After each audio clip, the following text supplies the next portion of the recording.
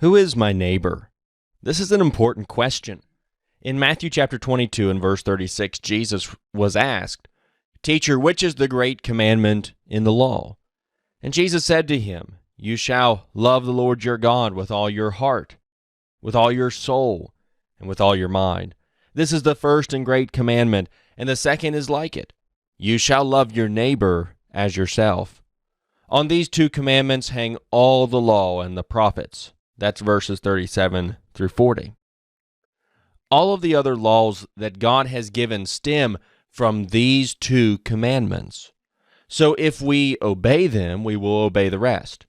And therefore it is essential to understand who my neighbor is, because I cannot fulfill this commandment if I do not know who my responsibility is toward. To answer this question, we will be looking to the passage surrounding and including the parable of the Good Samaritan in Luke chapter 10 and verses 25 through 37. In order to properly answer this question and understand the full impact of Jesus' parable of the Good Samaritan, we must understand the context of the parable.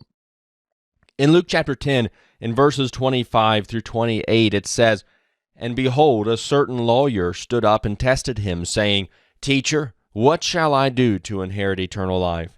He said to him, 'What is written in the law? What is your reading of it?' So he answered and said, 'You shall love the Lord your God with all your heart, with all your soul, with all your strength, and with all your mind, and your neighbor as yourself.' And he said to him, 'You have answered rightly. Do this, and you will live.'" It should be noted that the first question asked that leads to this parable is, "Teacher, what shall I do to inherit eternal life?" But it should also be noted that the man who is identified as a certain lawyer asked this question from less than honorable motives. The text indicated that he was interested in testing Jesus with his question. Jesus then asked the lawyer what his understanding of the law is. In response to his question, the lawyer identified the same two commandments we've already considered: loving God with all our beings and loving our neighbors as ourselves. This answer was the correct one. And then Jesus told the man to keep those commands and promised that he would live. However, the lawyer did not stop at that point. He pressed Jesus a little further. Verse 29 says, "But he, wanting to justify himself, said to Jesus, 'And who is my neighbor?'" Once again, notice the lawyer's less than sincere motives. Rather than being moved by Jesus' answer and determining to obey God's commandments, this man wanted to prove himself to be in the right, or justify himself. At this point in our study, we still stand asking the question posed by the lawyer, "And who is my neighbor?" Except, rather than asking this question hoping to justify ourselves, we had better be honest with ourselves.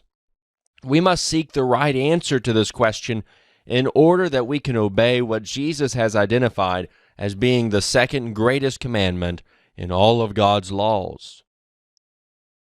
In response to the lawyer's question about who qualified as his neighbor, Jesus taught a parable.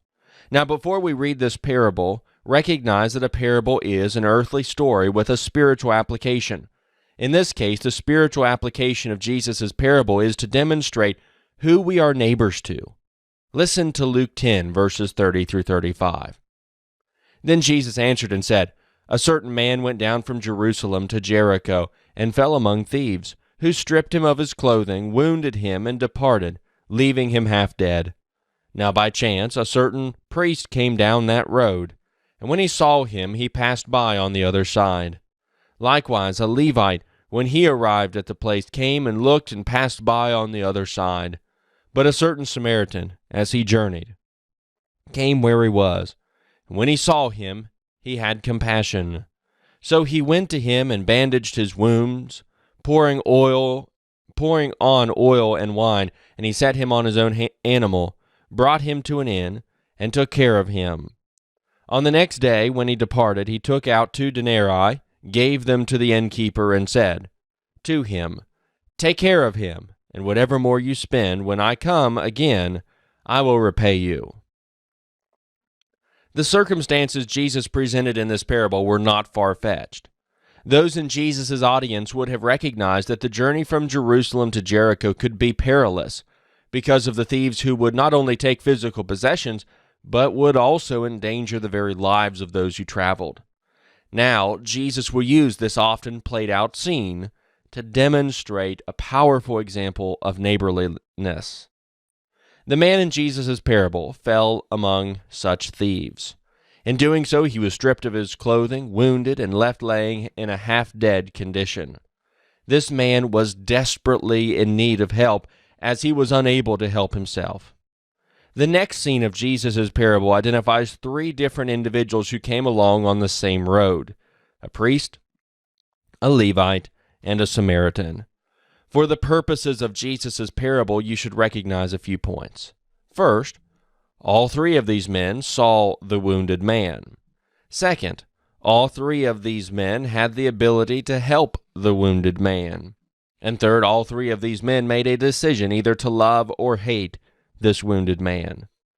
The first man who came along was a certain priest. Surely this was one who should have known the law of God and his responsibility toward the wounded man. But as this man traveled down this road, he saw this wounded man who was in need and did nothing to assist him. The second man who came along was a Levite. Once again, this would have been someone who should have been familiar with the law of God regarding his neighbors. Yet as he traveled down the road and saw the wounded man, he looked at him, recognized the man's needs, but still passed him by without doing anything to help. The third man who came along was a Samaritan. The Samaritans and Jews had no dealings with each other, and therefore if this wounded man was a Jew, as may be likely since he had been in Jerusalem, ordinary custom would have meant that the Samaritan would not have helped the man. Yet in Jesus' parable, this Samaritan saw the wounded man, had compassion on him, and did everything he could in order to help him. The Samaritan bandaged the man's wounds, poured oil and wine on him, set him on his own animal, brought him to an inn, took care of him, and paid for his care whenever he needed to leave.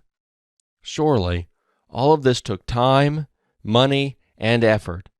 But the compassion that the Samaritan had for the wounded stranger was so great that he was determined to do whatever he could to help him. Well then, after teaching this parable, Jesus draws a conclusion that gets to the heart of the question about eternal life and loving our neighbors. He asked the lawyer in Luke 10 and verse 36, "So which of these three do you think was neighbor to him who fell among the thieves?"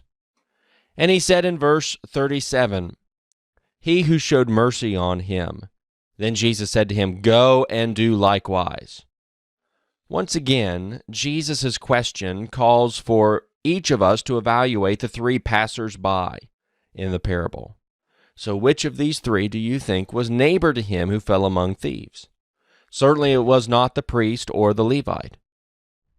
Although they should have known the law of God and been willing to help the wounded man in whatever way they could, they each chose to do nothing helpful for him. There can be no doubt that it was only the Samaritan who was neighbor to the wounded man. He demonstrated sacrificial love for a man who was a complete stranger. But he recognized responsibility to help the stranger. Why did he do it? I believe the context of the parable and the fact that the Samaritan is said to have had compassion on him tells us that he loved the stranger as he loved himself. Surely the Samaritan would have desired someone to help him if he had been in the same situation. So he acted with that kind of self-giving love for the one who was in need. This parable has powerful applications for us. Recognize that all three of these men made a couple of determinations. First, they determined whether they had responsibility to help the wounded man. Second, they determined whether they would show the wounded man love or hatred. For us, we must recognize that Jesus is trying to get us to understand that our neighbors are whoever we come into contact with. It is not just those who live on the same streets we live on. It is not just our family and friends. It is not just those we have had previous association with.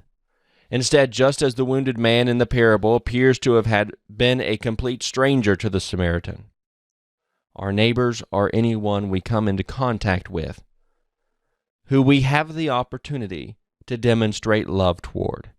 This includes our family members, our friends, our Christian brothers and sisters, our physical neighbors, our co-workers, our classmates, strangers we meet, and even our enemies. And then, we must recognize what it means to love our neighbors as ourselves. The priest and the Levite failed in this regard.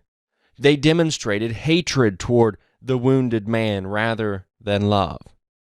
But the Samaritan did for this wounded man as he would have desired to have others do for him if the roles were reversed. So he sacrificed in order to help the stranger who was in need. And therefore Jesus wants us to practice the same kind of self-sacrificing love toward those we come into contact with and have opportunity and ability to help.